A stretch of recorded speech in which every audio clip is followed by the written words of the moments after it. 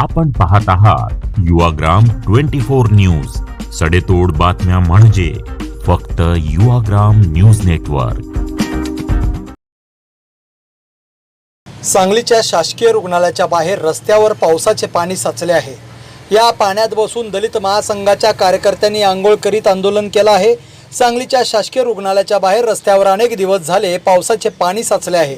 लोकांना या साचलेल्या पाण्यातून वाट काढत जावे लागत आहे। आज दलित महासंघाच्या कार्यकर्त्यांनी उत्तम मोहिते यांच्या नेतृत्वाखाली रस्त्यावर या साचलेल्या पाण्यात बसून शॅम्पू आणि साबण लावून आंघोळ केली आहे। सांगली सिव्हिल हॉस्पिटलला कोट्यवधीचा निधी आला, मात्र हा पैसा गेला कुठे? लोकांची गैरसोय होत असल्याने हे आंदोलन केले आहे, असं आंदोलकांचं म्हणणं आहे। आज आम्ही या पाण्यात बसून आंघोळ केली आहे। यापुढे याची दखल घेतली नाही तर या पाण्यात सिव्हिल हॉस्पिटलच्या प्रमुखांना आणून आंघोळ घालू, असा इशारा दलित महासंघाचे नेते उत्तम मोहिते यांनी दिलेला आहे।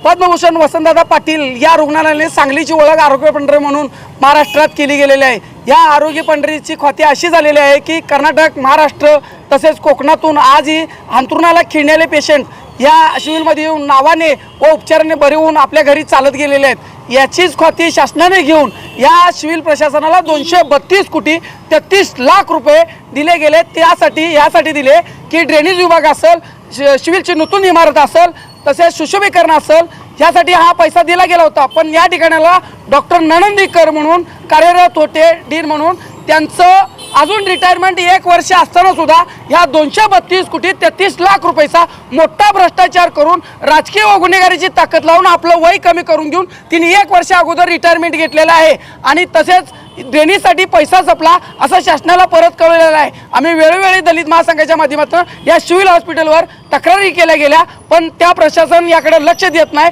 पुन्हा 5 कोटी ड्रेनेज विभागासाठी या सिव्हिल प्रशासनाला दिले गेले आहेत, पण इथं सिव्हिल प्रशासन याकडे लक्ष देत नाही। इथं मोठा साचलेला पाण्याचा डुवा आहे। या पाण्यातून जाणारे येणारे जे नागरिक आहेत, वाहतूकदार आहेत, तरी शाळेची मुले आहेत, कामाला जाणारे लोक आहेत, त्यांचा अतोनात हाल होत आहे। या पाण्यामधून 1.5 फूट 2-2 फूट पाणी या ठिकाणाला साचतं। सिव्हिल प्रशासन मात्र झोपेचं सोंग घेऊन याकडे डोळेझाकपणा करत आहे। म्हणून आज आम्ही झालेल्या भ्रष्टाचाराची चौकशी करा।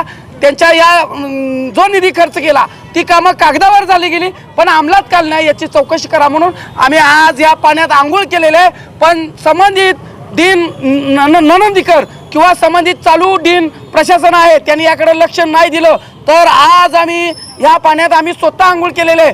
पण या पाण्यात आणून त्यांना आंघोळ घातल्याशिवाय आम्ही राहणार नाही, असा मी दलित महासंघातर्फे इशारा देतो। हा रस्ता महापालिकेची जबाबदारी आहे का नाही?